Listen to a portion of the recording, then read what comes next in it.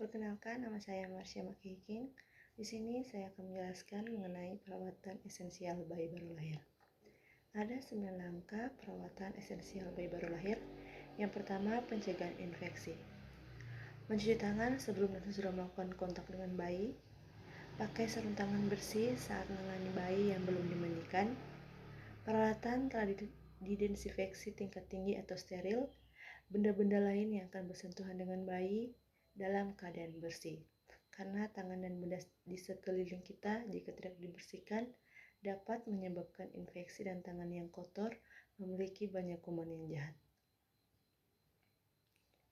Yang kedua, pembersihan jalan nafas dan penilaian dan inisiasi pernafasan spontan. Yang pertama, sekresi lendir yang berlebihan dari mulut bayi dapat dibersihkan dengan lembut.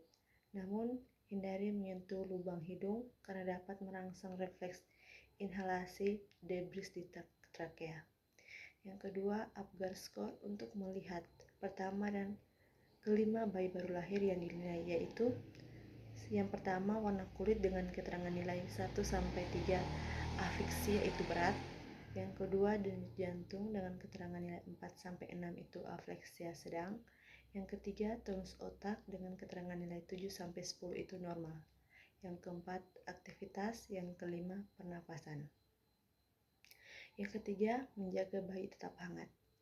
Segera setelah bayi baru lahir, temperatur bayi belum berfungsi sempurna.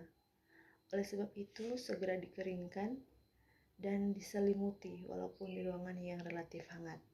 Karena bayi baru lahir cepat kehilangan panas tubuh melalui evaporasi, konduksi, konveksi, dan radiasi. Yang keempat, perawatan tali pusat. Memotong tali pusat harus diklaim dengan baik mencegah terjadinya pendarahan. Yang terpenting, tali pusat harus tetap kering dan bersih, dan diwajibkan ibu untuk mencuci tangan sebelum melakukan perawatan tali pusat bayi.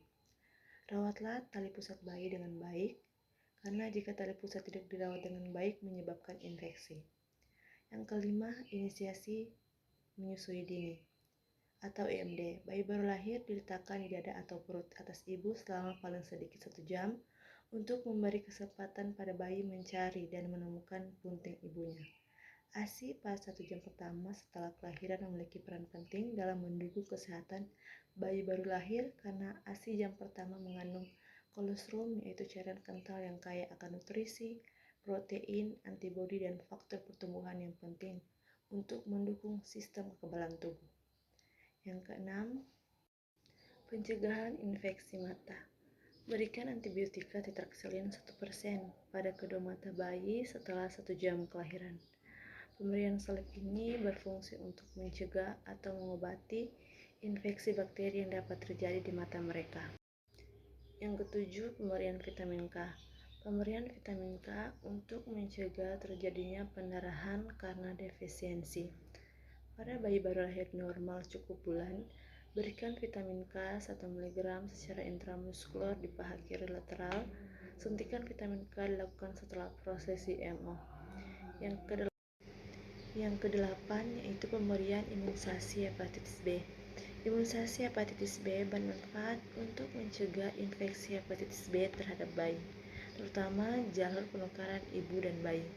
Imunisasi hepatitis B diberikan 1 jam setelah pemberian vitamin K pada saat bayi berumur 2 jam.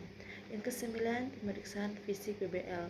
Ada 3 aspek penilaian dilakukan, yaitu yang pertama antropometri, yaitu ukuran tubuh. Yang kedua, sistem organ tubuh, yaitu melihat kesempurnaan bentuk tubuh. Yang ketiga, neurologik, yaitu perkembangan organ syaraf bayi. Demikianlah penjelasan mengenai perawatan esensial bayi baru lahir.